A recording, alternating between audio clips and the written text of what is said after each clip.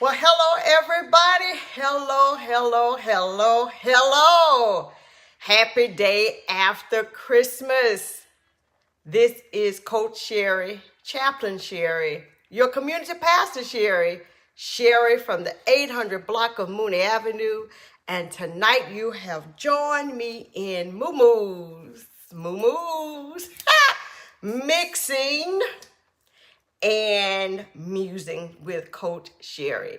I pray that your day has been a good one and that your yesterday, your Christmas, your holiday, even if you did not celebrate, if that is not one of your holidays, the days that you celebrate, that your day was a good one, that your day was a wonderful one, that you had an opportunity to rest, to relax, to restore, and regroup.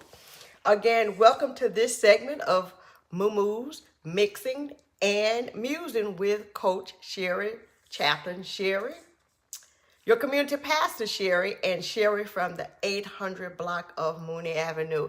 In this session tonight, I will be mixing a red velvet cake while wearing my moo-moo, thanks to my grandmother, who is now with the ancestors, but this is one of her moo-moos that she had, and I finally lost enough weight that I could wear it, because my grandmother was always a slim woman, and then when she found herself gaining weight, she just went cold turkey and stopped, because she was always going to be a size 10 or 12. And so thank God I have finally been able to get in it.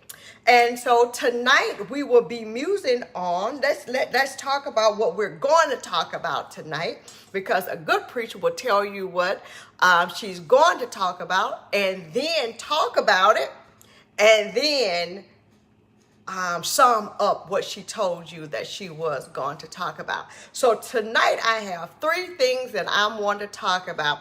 I want to talk about what happens after Christmas. So, now that the grand finale is over, the Christmas day has come and gone. Where do we go from here? I also want to talk about Kwanzaa. The first day today is Unity. And then we're going to end on Jailhouse preachers. We're going to end on Jailhouse preachers. So welcome. As you are coming in, please let me know that you are here tonight, and let me know how your day was. And tonight, again, we're going to make a red velvet cake. Now, I do need to say, as I say always, I am not an expert baker. This is me being me, and I'm just inviting you to join me to help me pass time and then engage in conversation also. So this is a recipe that I have picked up, and I'm going to try it, because actually, can you believe, Miss Barbara, welcome tonight. I got an order for a red velvet cake. My friend, my sister put me out on blast last week. And so what I did was I practiced making this cake on Saturday, and it was good. And so I said, okay, Sherri, we're going to just go out on a limb, and I'm going to mix up this red velvet cake tonight. I'm going to hello, Reverend Justin. So glad that you joined me tonight. Go ahead on, like, share, tag, bring somebody in who wants to be entertained, who is not too serious, but also to engage in some meaningful conversation. Tonight, hey, Joyce, thank you for joining me.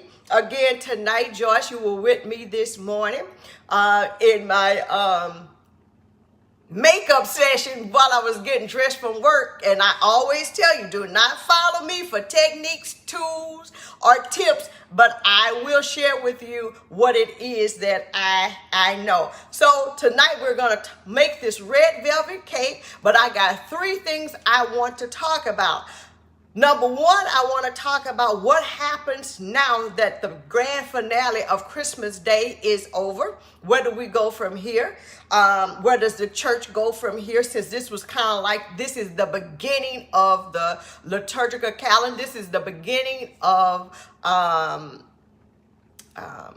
the Christian year, so to speak.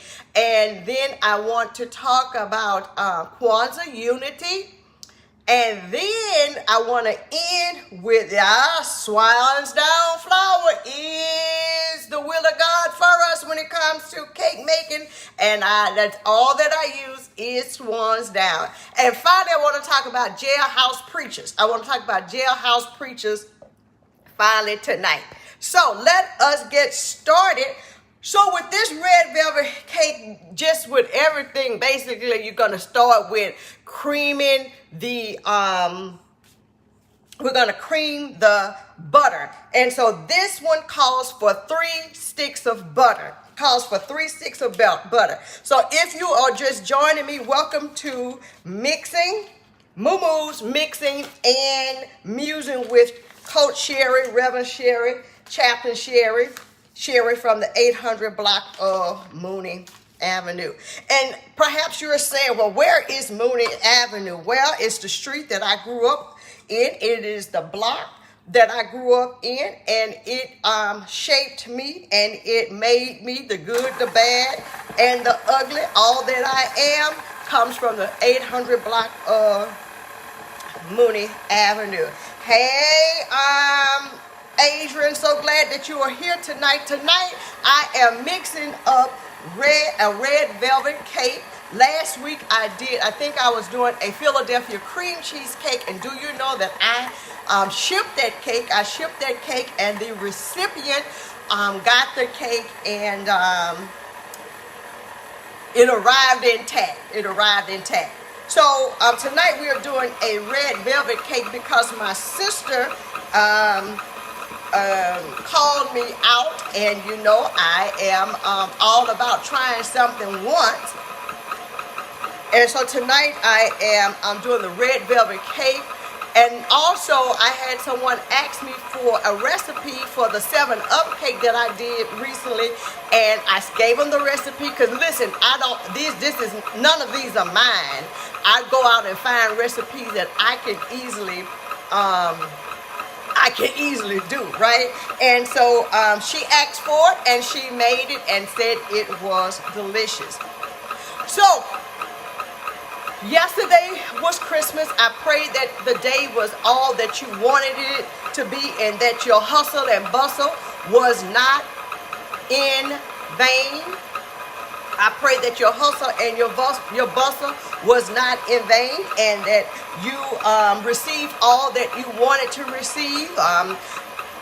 For me, it was a very easy, quiet day, just like I needed and just like I wanted. So, but where do we go from here? That is the question. Where do we go from here? Christmas is over. Christmas Day is over. In fact, Christmas Day is really the beginning of the Christmas season. We are now in the Christmas season. So the 12 days of Christmas, right? We are now in the Christmas season. So today is actually the 2nd day of Christmas. This is the Christmas tide. This is the Christmas season. But, you know, what is it that we should be doing? You know, where do we go from here? Well, as Howard Thurman says, the work of Christmas begins now. The work of Christmas. This baby comes. Is that all? The baby just comes and that's it? What did this baby come to do? Right? I believe that we have this thing about we love the baby Jesus. We love the Jesus in the manger, right? But when it comes to doing the work of Christmas, we have a very, very hard time, right? We would rather, lean on the name of Jesus as opposed to following the ways of Jesus, right? And so, as I said earlier, it's easy to do Sunday mornings. Anybody can do Sunday mornings. It doesn't take a whole lot to do Sunday mornings, but doing the work of Christmas and following in the ways of Jesus, we don't want to do that. And so when we talk about the work of Christmas, when we talk about following the ways of Jesus, first of all, we really need to understand what this baby comes to do. And by the way, Jesus is not still in that manger. Jesus grew up. The scripture says that Jesus grew up in stature, right?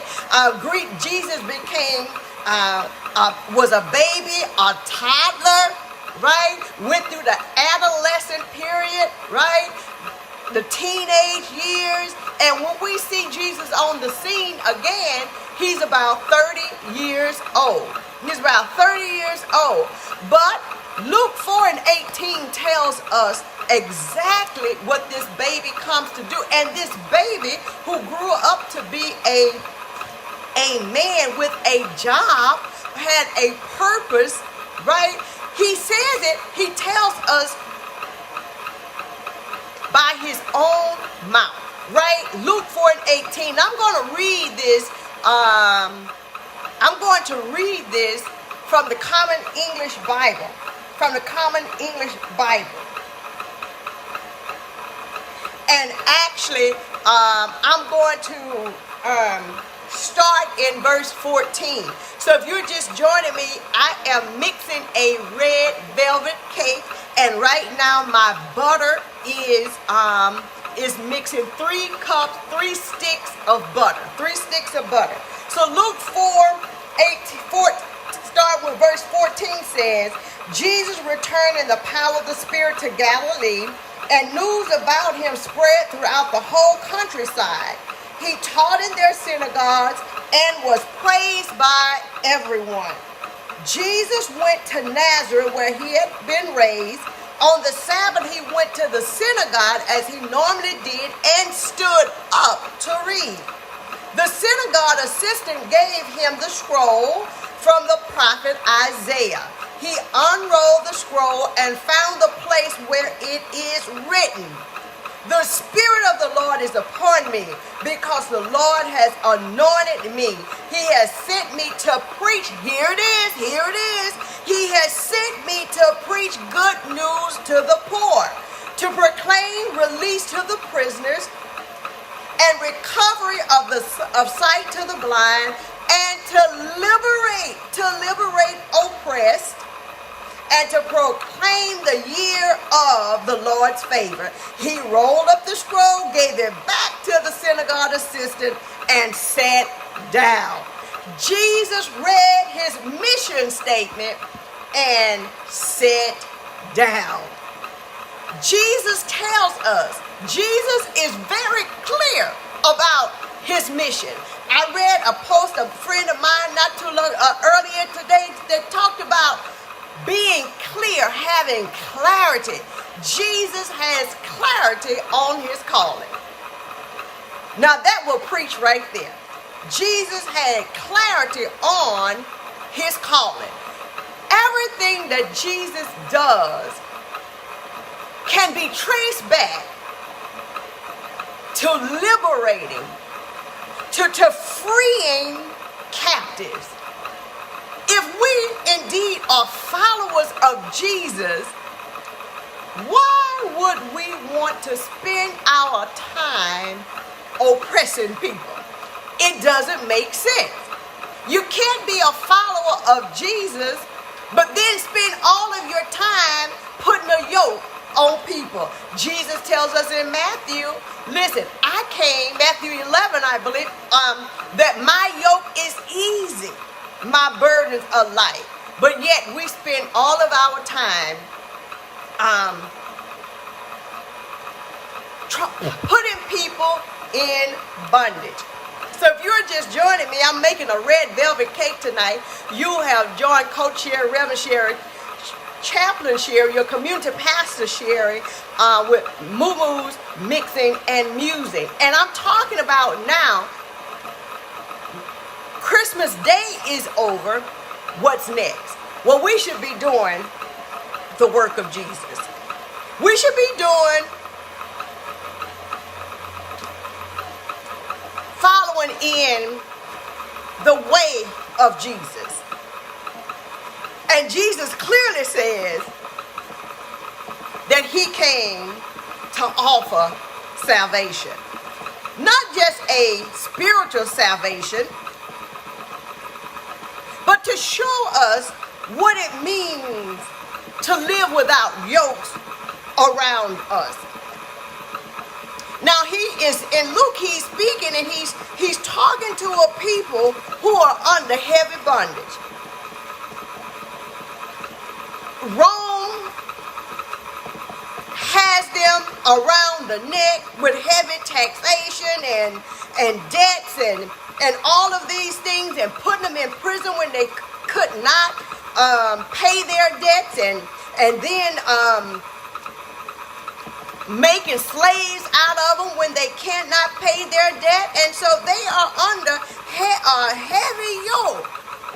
And Jesus says, listen, I come that you might have life. I come to turn some things upside down. I come to disrupt corrupt systems. My friends, if that is not your mission as a follower of Jesus, I would say that you are not a follower of Jesus. If all that you do is talk about what people can and cannot do, what they can wear and what they should not wear, who they should love, who they should not love, I believe, this is Coach Sherri, I believe that we are going against the ways of Jesus. Let me hear you. I don't hear nobody. I can't hear nobody talking to me tonight. Welcome, Pastor Abram. So glad that you are here tonight. I am making a red velvet cake tonight.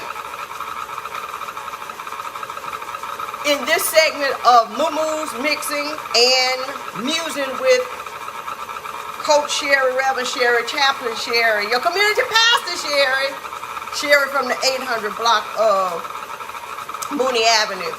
So I've done 3 sticks of unsalted butter. Unsalted butter. Now that's very important. Unsalted butter. Also, I have just added 3 cups of sugar. 3 cups of sugar. 3 cups of sugar. And I am going to let that beat a minute while I continue to talk to you. So if you have not liked this, shared this, tag somebody in this, please do so. Bring them in. The more, the merrier. And so now again that we have opened the gifts, right? We've looked at the holiday lights. We've done all of those things. Now what? I contend that Christmas continues. People say they want to have this holiday spirit all year long. Well, the way that you do it is do the work of Jesus. Do the work of Christmas. If you want to have Christmas all year long,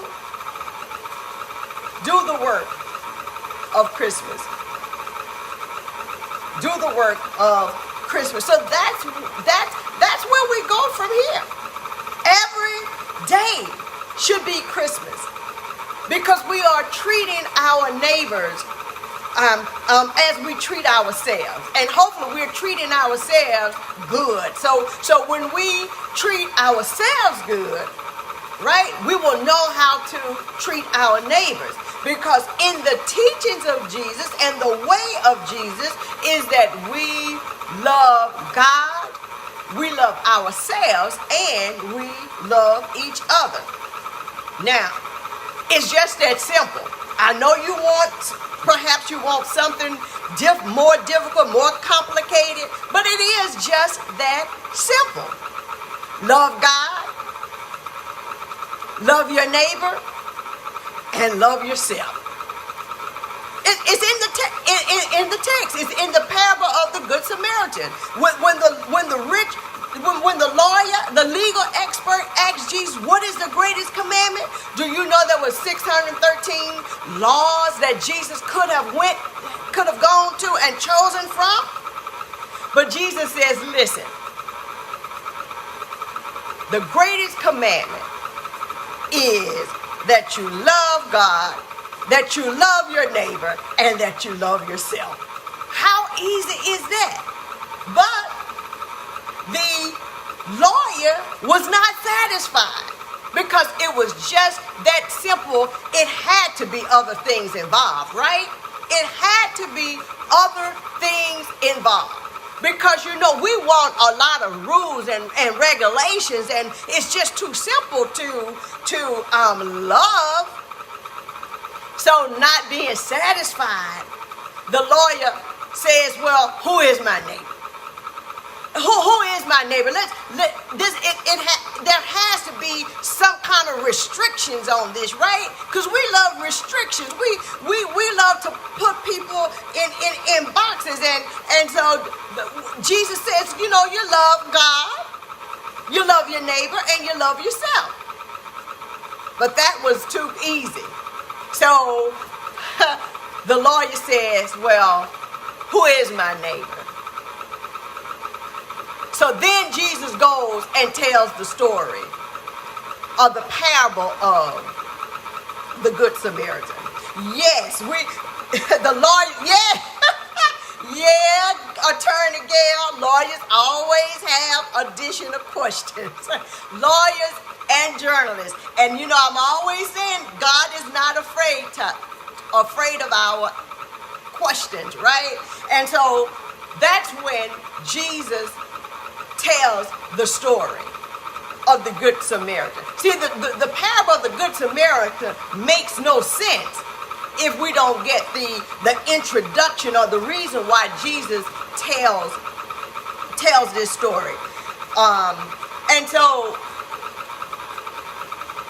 the work of Christmas, right, or the mood of Christmas, or to have Christmas all year long, is to follow the ways of Jesus. Follow the ways of Jesus. And then again, people are not satisfied with something so simple as love your neighbor as yourself. Because, who is my neighbor? Right? And what that question really boils down to is, who deserves my love? Right? Well, what if they are doing A, B, and C? Do I still can I not love them? They were really trying to get out of loving. Just that easy. So, I have done the 3 sticks of butter, 3 cups of sugar, and now I am going to add my eggs, 6 eggs, one at a time. I'm making a red velvet cake tonight. A red velvet bundt cake. So my 6 eggs, one at a time.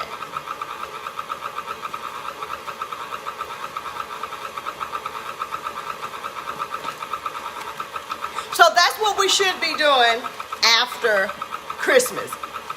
Today is the second day of Christmas.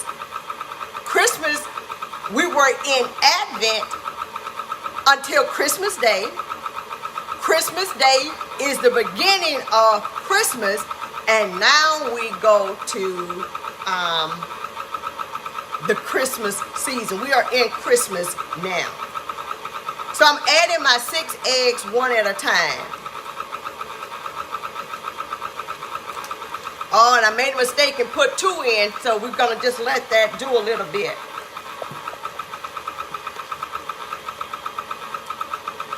So that's what we're talking about tonight in Moo-Moos, Mixing, and Musing with Coach Sherri.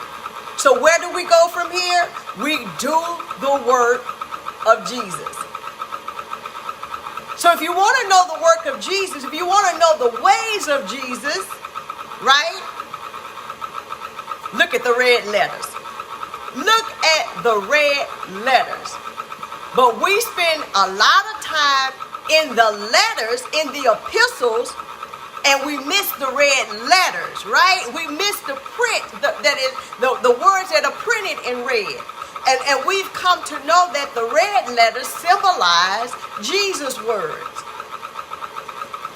But we spend so much time in the letters to the churches, and Paul's letters to the churches, where he is giving instructions to those individual churches, and some of those instructions seem restrictive, like women keep silent in the church. And we're going to get to that, because that's the third thing I want to talk about when I want to talk about jailhouse preachers. So I'm adding my 6 eggs. I've already added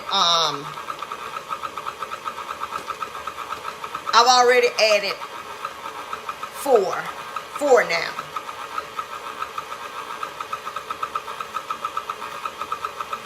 So the second thing I want to talk about tonight, hello, Dr. Stephanie, making this red velvet cake. I got called out last week. So tonight I am doing this red velvet cake.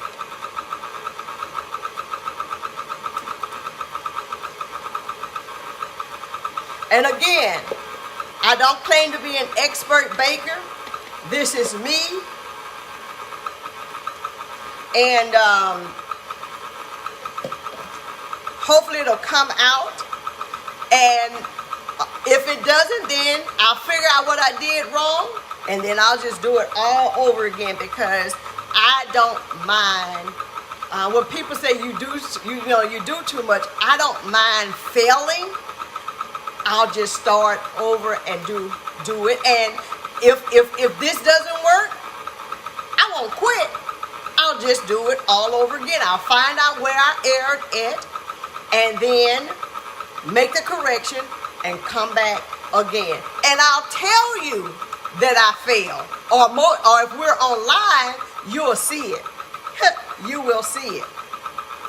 So today is the first day of Kwanzaa. Remember, it is the seventh day. It is a non-religious holiday, but every day, sort of like Hanukkah, where there is a candle lit every day that means something, right? It is also known as a harvest celebration or observance. So today is unity. Today is unity. Yes, Miss Joyce, I will try some stuff. When I was growing up, a teenager, maybe about 13 or so, I had a shirt that said, I'll try anything once, maybe twice. I'll try anything once, maybe twice. So you just never know what you might find me doing as far as positive. I will try some stuff. But in my trying some stuff, you're going to always get the authentic me. I promise you that. You're going to always get the authentic me.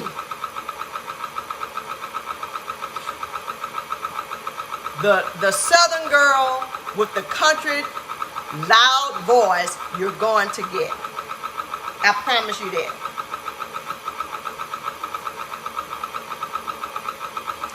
So the first day of Kwanzaa is unity, right? Is unity. I wonder what would happen. I'm wondering what would happen if we got to the point where we no longer talked about what's mine is mine, right? Even when we talk about this liberation and we talk about freedom, and I will always remember in a session, Dr. Jamie Edith Chisholm gave us this quote that, you know, if you are just seeking freedom for yourself,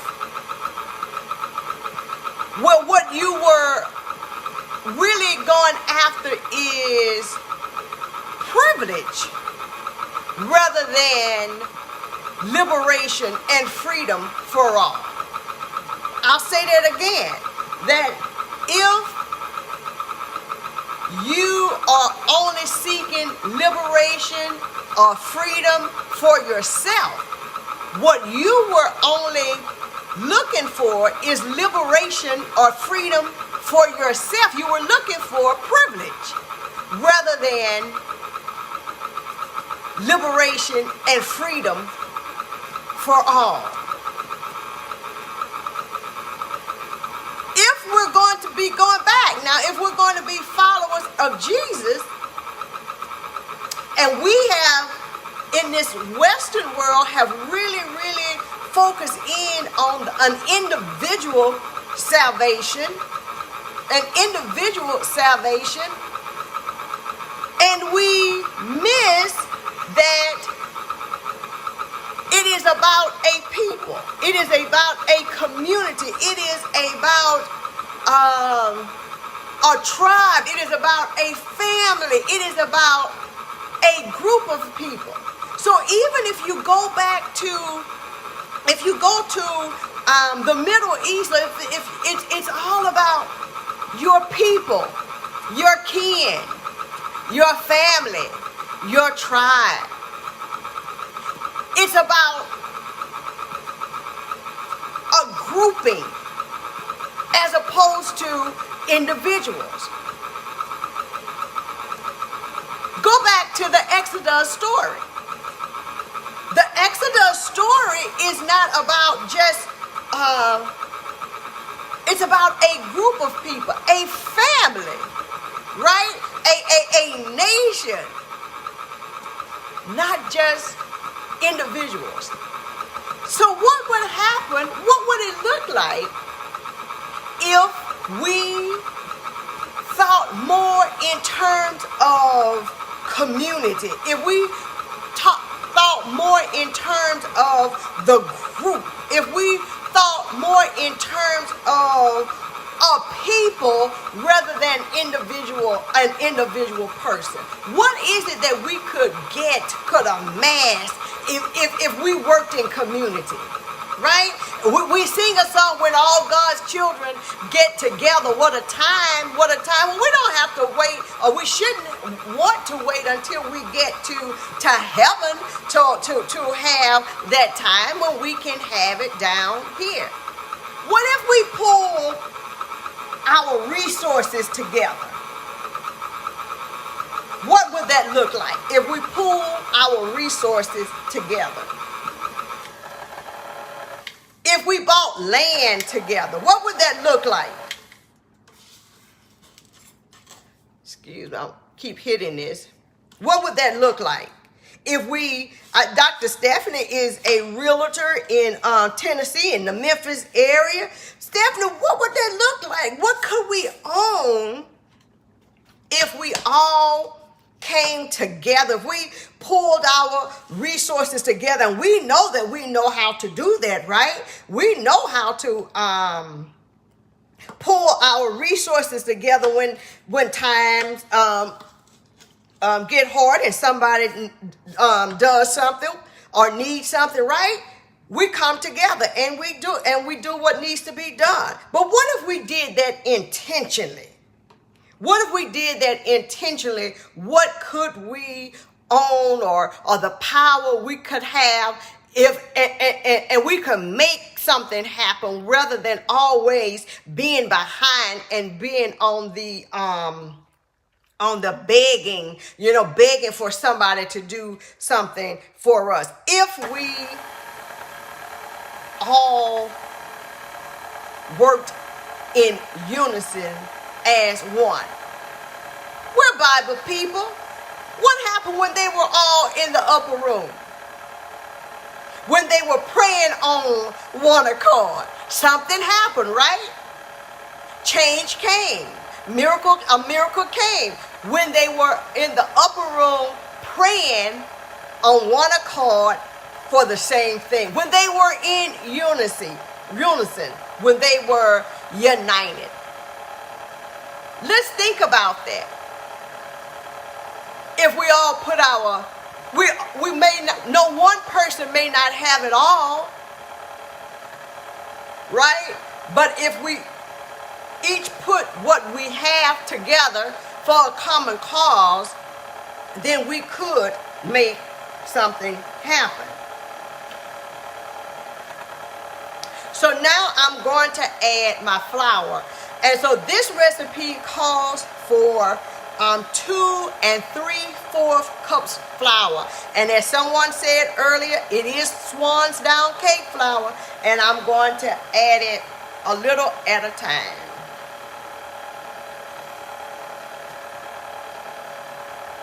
A little at a time. Has anybody made a red velvet cake before?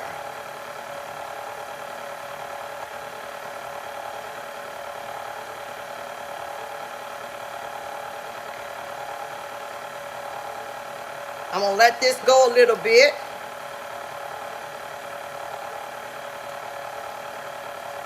So think about that. What have you done that was a powerful work when you joined forces with somebody else? When you join forces with like-minded people. Did you know that we were better together? That we were better together. So I'm going to let this flour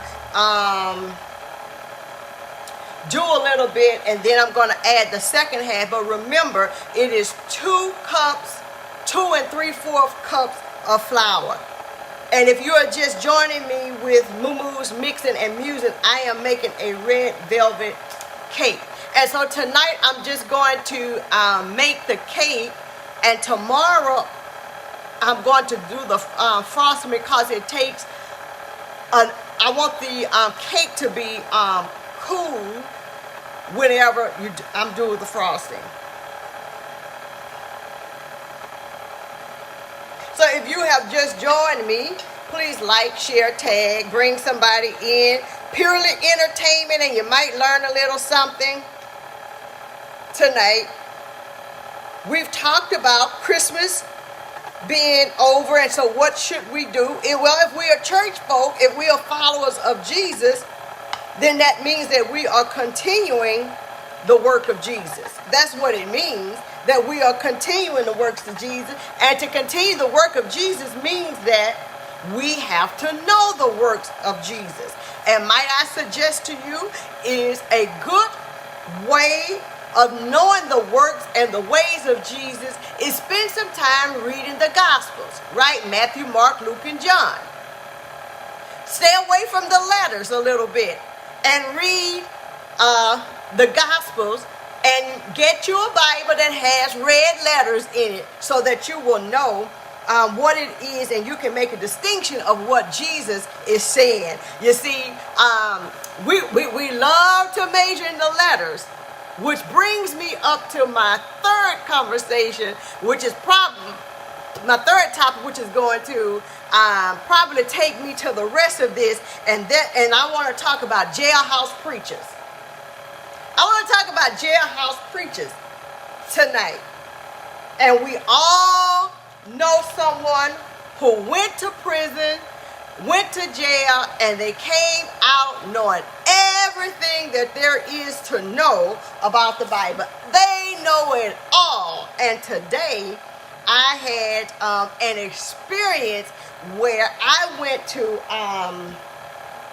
visit a veteran. I went to visit a patient in the hospital, and I going to introduce myself, being all cheery and all that kind of stuff. And he says, well, I like to talk about anybody. I want to talk about Jesus. Anybody want to talk about Jesus? I want to talk to him. So we went to a little common area where we can talk, and the conversation went south real quick. I should have known that I was being, I was going to be jammed up, as they say, right? So the first question he asked me, what does it take for you to get this position? What does it take? So I went down the list, I'm proud of myself. I went down the list because many people think that a chaplain, all we do is come into a room and pray. I want to tell you that is not all that we do. And number two, there are some rooms and lots of rooms where a person does not want us to pray. And I'm okay. I'm okay. I'm okay with it. So he asked me, so what does it take? So I said, well, first of all, the very first thing you have to do is you have to be called to it. And that's, you have to be called to this work. You have to be called to this work. It's a calling. So remember, we have to have clarity in our callings, right? Because many people say, well, I've been called. God called me. But we don't ask the next question. We don't say, well, what did God call you to? Right? We send everybody to the pulpit. I'm not going to get into that tonight. So, you have to be called to it. And then you have to be a preacher or a faith leader in whatever your religious tradition is. You have to be ordained. You have to be have a master's of divinity, clinical pastoral education. You have to then, and the more you go up in it, you become board certified, and then you become specialized. So I said all of that. And I said we have to go through the same thing as a doctor or a nurse. We have to go through clinicals. We have to know the theories, the psychological theories, all of this kind of humans, all of this. And I said, so is this something that you see what you got me doing, Bianca? You see what you got me doing, right? I'm making a red velvet cake if you're just joining me, because I was called out and someone put in their request for a red velvet cake. And so what am I doing? I'm making the red velvet cake. So I told them all of that. And I said, so do you want to be? He said, no, I just wanted to know what. I said, okay. So he said, and this where it went bad. He said, I believe the word for the Holy Bible. I believe it for everything that is written. I believe it word for word. You can't take it away. You can't add. You can't take it away. And so many people, he just went on. He said, I don't believe in women preachers. I don't believe in Santa Claus. I don't believe in the Easter, but I don't believe in, he just went down. So if you have followed me any length of time, you know that fire was shut up in my bones. You know that fire was shut up in my bones. He said, I don't believe in women preachers. I don't believe in Christmas. I don't believe. First of all, I'm thinking, well, he said Santa Claus. Are you equating women with Santa and the Easter bunny? Is that what you're doing? And so I'm putting on my chaplain's face and I'm saying, okay. Well, sound like you got some strong feelings about it. You know, I'm using all of my CPE strategies and my chaplain strategies, but fire is shut up in my bones trying to get out. But I'm doing the best that I can. And so I said, okay, he just kept on, he just took it, he went to, the Bible said, and going back to the New Testament, the Old Testament, and so I said, in a very calm voice, I said, so what kind of fabric are your pajamas in? What kind of fabric is your pajamas in? He said, what? See, that's also a tactic, is to throw a person off center. So I said, but what kind of fabric your pajamas in? Cotton. I said, okay. What kind of fabric is your top in? Cotton. What kind of fabric is your socks? And he said something else that wasn't cotton. I said, oh, so you don't follow every jot and tittle. You don't follow every word. I know what you're talking at. I know you're trying to get technical. Now, I'm trying to get technical, right? I'm trying to get technical. So we went on and on a little bit, and then he kept on talking. He kept on talking, but my head is spinning. And I'm also looking at the tips of his fingers. It's giving me Jailhouse preacher vibes all the time. It's giving me Jailhouse preachers, and I'm looking at the tips of his fingers. And so you say, well, why are you looking at the tips of his fingers?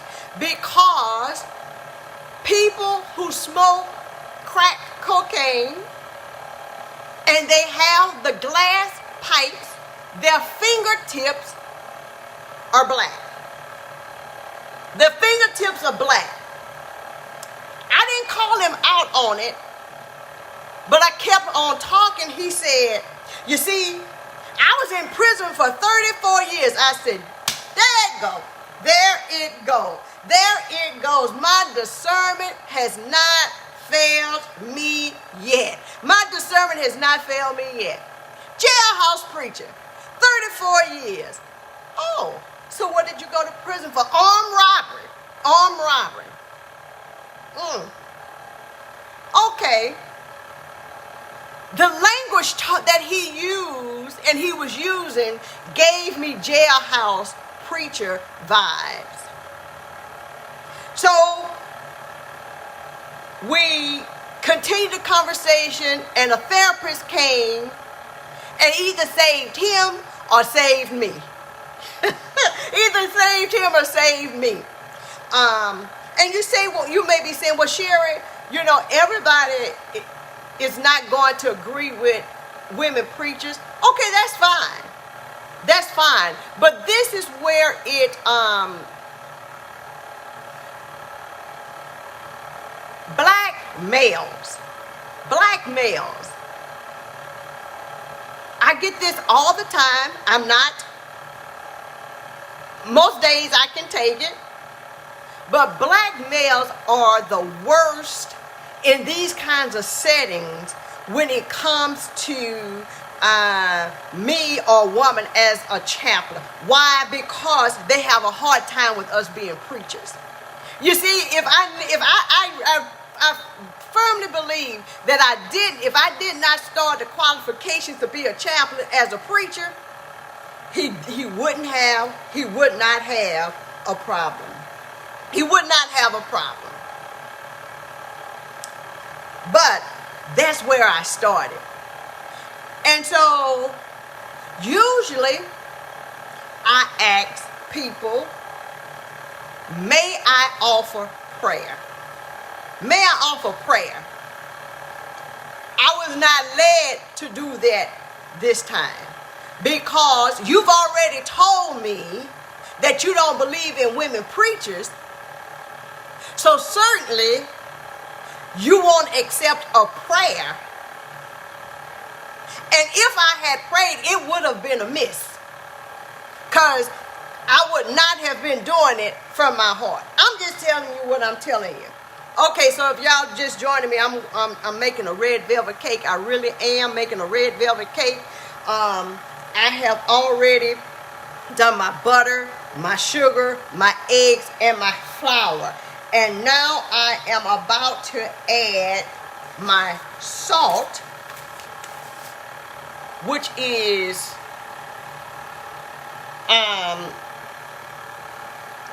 1 teaspoon of salt that I've already measured out. 1 teaspoon of salt.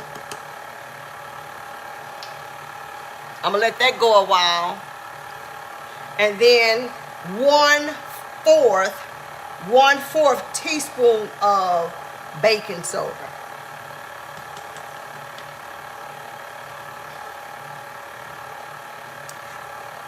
Yes, Bianca, I have to process this. And I'm just talking tonight to my friends. Thank you for being there to help me talk about it in a more nuanced way. So I'm just sharing tonight. So I did not ask if I could offer prayer because he already told me that he did not believe in women preachers. So surely I was already, if he had equated me with Santa Claus, women with Santa Claus and Easter bunny and all of that, surely he believed that I was an abomination and my prayers couldn't go anywhere. And then he said, he told me, he said, I don't care, yeah, women could teach because the Bible said, if you really want to get under my skin, is to use the phrase, the Bible says, to try to prove a point to me, right?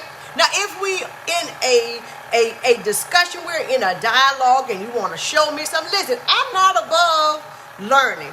I am a lifelong learner, right? I've been engaging in the learning process since about 3 years old. So he says, the Bible says that women should teach the younger women. And y'all not doing a good job at that. Ooh, Lord, help my mind. I wish y'all know how I really, what I really wanted to say. But I didn't. And so the therapist came and got us. And because he had to go to therapy. He was there for a hip replacement. And so that ended the conversation. And I told him, he said, well, come back. I said, well, perhaps you'll let me talk the next time because you did all the talk. You did all of the talking this time. I just don't understand why it's exhausting to have to deal with this patriarchy thing in the church, in the workplace. And I know it's every part of the fabric. I understand that. But it just seems to go against the teachings of Jesus. It just seems to go against the teachings of Jesus. If Jesus said, I just read it. For those of just coming in, I got to read Luke 4:18. Where do we go from here? What do we do after Christmas? We do the work of Jesus. So, Jesus says, the Spirit of the Lord is upon me. Because the Lord has anointed me. The Lord has called me. The Lord has chosen me. The Lord has assigned to my hands news to the poor, to proclaim release of the prisoners and recover the sight of the blind, to liberate the oppressed. Can we say it together? Class, can we say it together? To liberate the oppressed. Patriarchy, which is about power being over one, goes against the teachings of Jesus. It's in the text. To liberate the oppressed. To proclaim the year of the Lord's favor. Now tonight is the first time that I saw this here. It's like Jesus said what he had to say and he dropped the mic. The text says he gave the scroll back to the synagogue assistant and sat down. Jesus said what Jesus had to say and sat down. Point blank, period. Patriarchy is a form of oppression. As followers of Jesus, we should not be engaging in any form of oppression. Thank you, Joy. Somebody listening to me. Somebody's listening. And so, when I have to engage it, if you're sick on your bed of affliction, as we sing, sick and can't get well, should it matter? The body that your healing comes through, should it matter that a prayer for one who has been anointed, who has been called to this work? And to top it all, he said that he was in prison for 34 years for armed robbery. I said, there you go. Thank you, Reverend Jackson, Pastor Jackson. Thank you. Somebody help me. He said he was in prison for 34 years for armed robbery.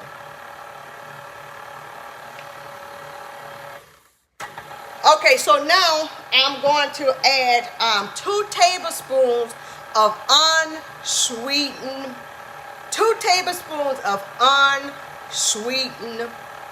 cocoa. Yes, that's the part. I am credentialed to do this work. I am called to do the work, and I am credentialed to do the work. Let me tell you something.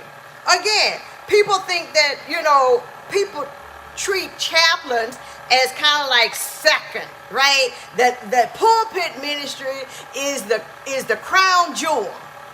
And I like to say, as chaplains, we do the work that the pastors are not doing or have not been trained to do. And that's okay, because I have put in the time to get the work. I know that I have not been called in this season of my life. I have not been called to pulpit ministry. So this here is, welcome Margaret Brown.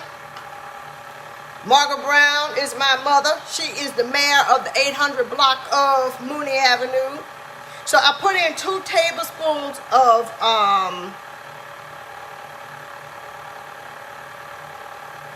cocoa, unsweetened cocoa. Yes, called and credentialed. Right? So, the first thing is to be called. The credentials, we are chaplains, at least in the VA system, in the federal system. Our training is akin to, at least in hours, to a nurse or a doctor. Right? An MDiv. An MDiv, or at least 78 hours and above. clinical pastoral education. In the VA system, you need at least 4 units. I have 6 units. I have 6 units of CPE. 6 units of CPE, clinical pastoral education. Following my 6 units of CPE, then I worked as a hospice chaplain for 5 years in the private sector, right?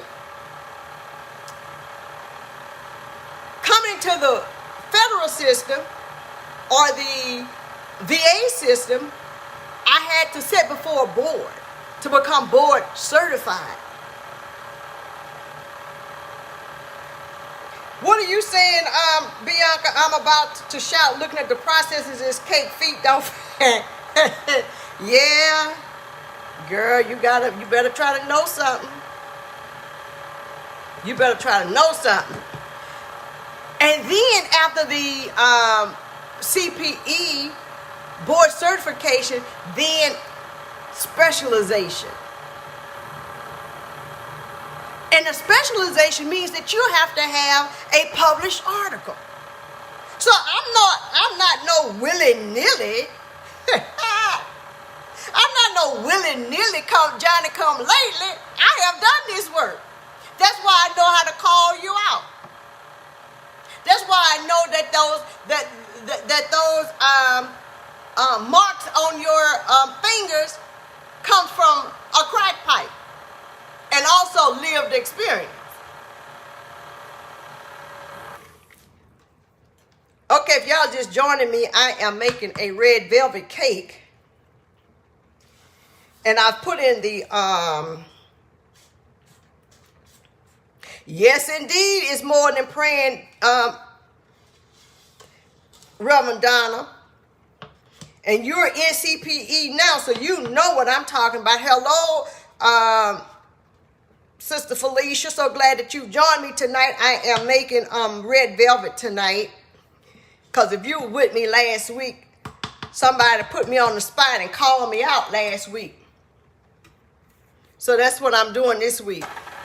And this order is already spoken for.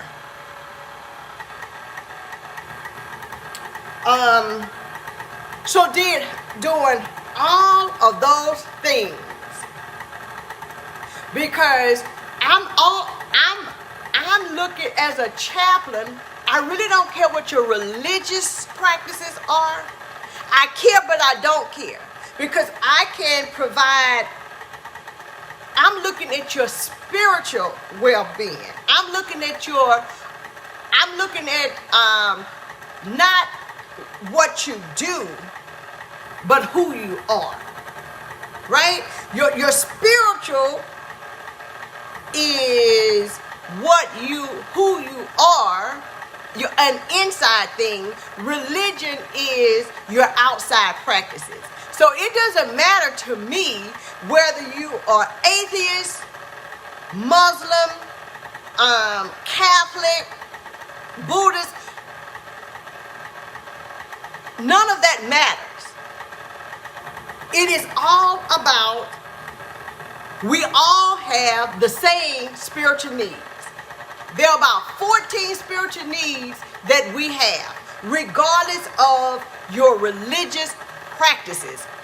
And the first spiritual need that we have is to have meaning, value, and purpose.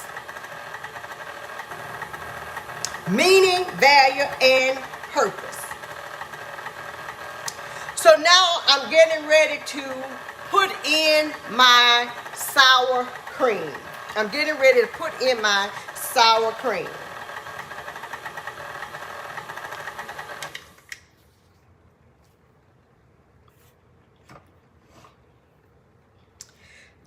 So yes, it and what do I mean by meaning, value, purpose?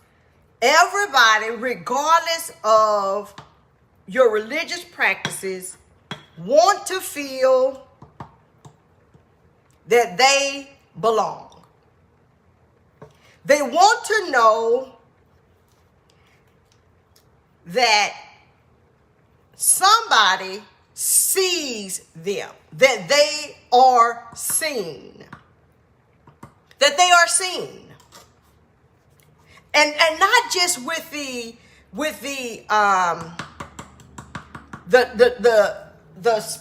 eyes, but that they are seen, and that they matter. The question comes up, if you were to die today, would anybody know, or would it make a difference? Did you matter to somebody? Are you valued? Are you a part of something? That when you get up in the morning, you have somebody is counting on you to do something, right? And so when people no longer feel that, that is a spiritual need. That is an inside thing.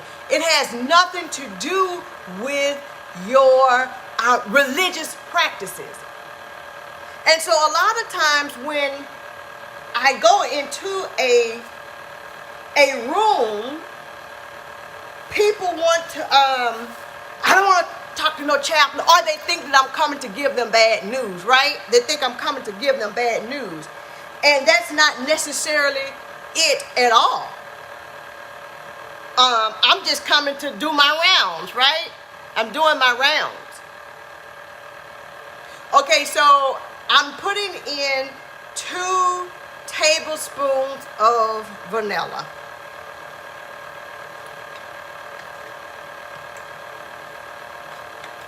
So I'm concerned about your spiritual needs or issues, like many people want to know if they want to forgive or be forgiven, right? Especially people who are dying. They want to know that they are forgiven. Sometimes they want reconciliation. Sometimes that's possible and sometimes it's not. So as the chaplain, I help them work through that.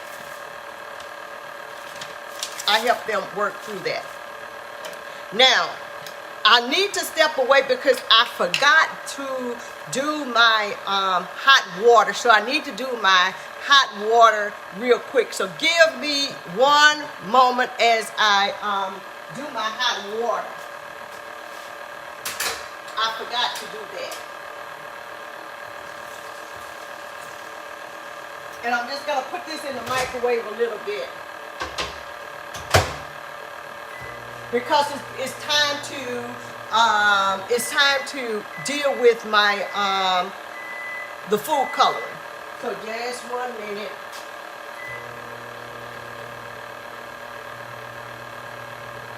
So as so that just really got me today. And I called it out, a jailhouse preacher, I called it out.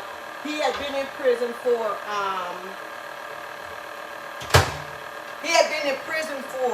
for some time. And of course, when he went to prison, he learned everything there was to learn about everything while in prison. Okay, I'm looking for my food coloring now. It's time to do that. All right.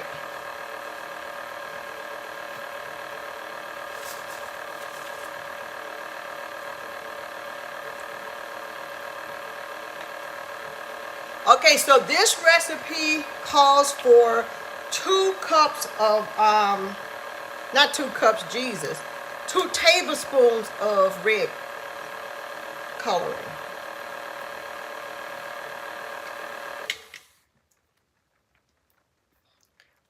Two tablespoons of red color, food color. So yeah, called and credentialed. Everybody's not called to it. I wouldn't advise people to go into chaplaincy if they're not called to it, just like I wouldn't advise people to go into chaplaincy, preaching a pulpit ministry if they are not called to it. It won't work. It will not work. Okay, so what we call for 2 tablespoons of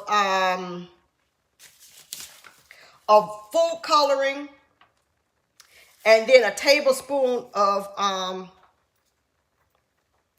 hot water. So we're gonna get that going, and we're gonna see how that's going to work for me.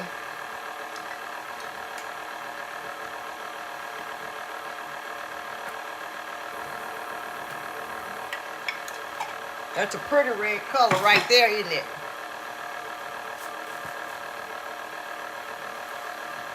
You got to go where you are called. You got to go where you're called. And so in the Preacher's Academy, that's one of the things that we will be talking about and helping primarily women to get clear on their call. Welcome, Demetrius. Tonight I am making a red velvet cake.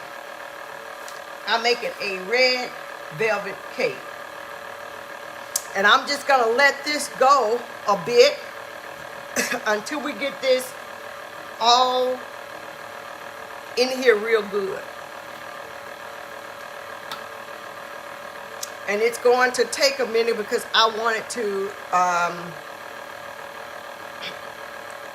to be through and through and through to make sure that it is where it needs to be. So, yeah, it has been an interesting day, and people ask me all the time, do I like this work? I love the work. It is easy work, but and then I don't really see it. It's ministry, right? The hospital is my parish. It is my congregation, and technically, as a federal chaplain or chaplain in the VA system, we cannot pastor churches while working. So technically, we are on loan from our national religious bodies. We have to have endorsements from our national body. So in my case, it's National Baptist Convention of America that endorses me, that says that we are loaning you to the VA, right? And you are working on our behalf, so to speak, right? So you have to have an endorsement from your national religious body in order to do this work. That's why they want to know who ordained you, right? That's the first level. That's the first level, is to make sure that that you are ordained. I'm just gonna scrape this off the sides a little bit. I think this is going to be okay.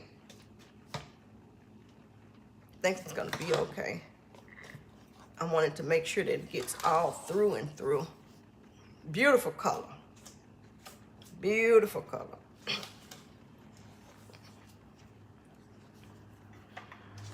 Thank you, Joyce.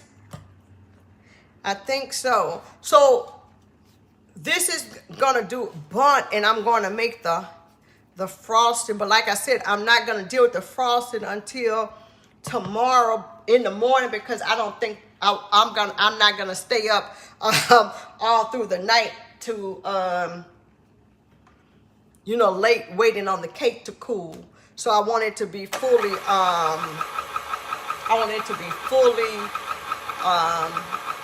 cool by the time that I do it.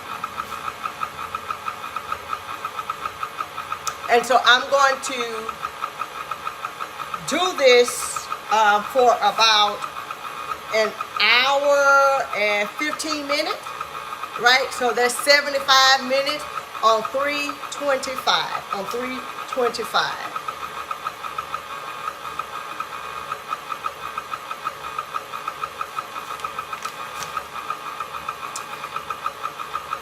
And when it's all said and done, I'm gonna come back and I am going to show you photos of the finished product.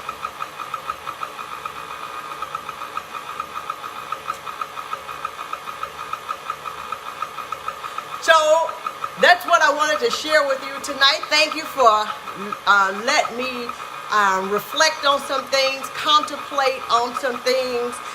That's what I call my musing. If this has been a blessing to you, like, share, tag somebody in your circle, your clique, or your crew to join in this fun. And hopefully I can come back next Tuesday, and we'll see what I'm doing that time. May not be a cake. Maybe, because actually I don't eat that much sweets and things of this nature. Usually during the holiday season, I'm more doing this, but it may be some chili or something like that, since it's, if it stays cold long enough. If it stays cold long enough. So I have done a red velvet cake, and let me tell you what I did. So I had 3 sticks of unsalted butter, 3 cups of sugar, 6 large eggs, 2 3/4 cups of flour, Swan's Down cake flour. That's the only one I use. Sifted, 1 teaspoon of salt, 1/4 teaspoon of baking soda, 1 cup of sour cream, 2 tablespoons of unsweetened cocoa powder, 1 tablespoon of red food coloring, but I put 2 in there, 1 tablespoon of hot water, and 2 tablespoons of vanilla extract. And so there it is, and I am going to, I think we have gone through, and it's through and through, and I am going to prepare to put it in the pan that I've already sprayed down with Swan's Down cake flour. Okay, that looks good. Let's see.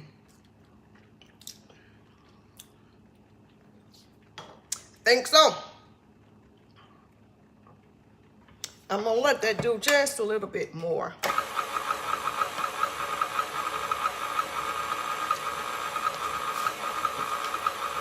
And then for the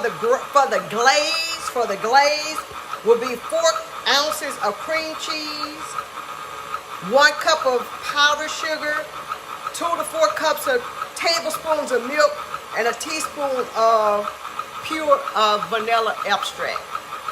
But I'm going to double that. I'm going to double that.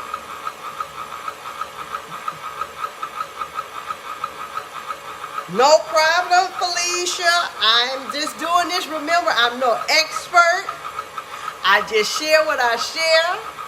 I just have fun with it. And so far, it's been working out. So far, it's been working out.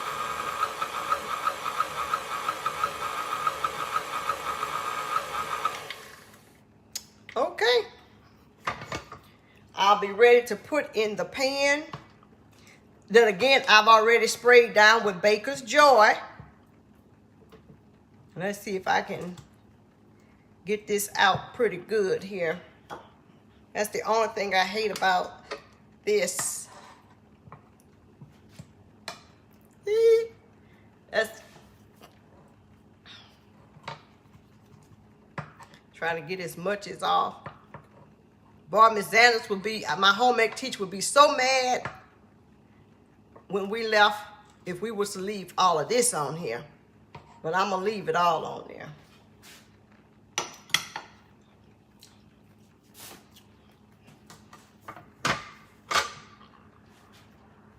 Okay, so here is my bundt pan. And I'm going to pour into the bundt pan. And then we are going to be out of here. You might can't see me a whole lot. Let's see here. So I pour a little. Trying to let you see it, and I want to shake it around because I want to make sure that it gets, you know, it's even. And make sure it's even. I'm sorry you can't see me a whole lot now, but I'm putting it in the pan, and I'm gonna come back and let you see it.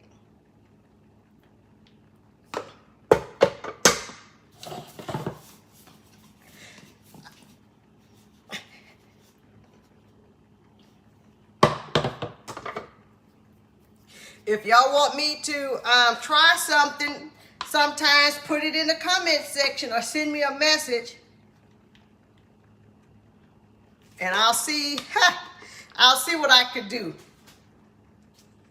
I'll see what I could do.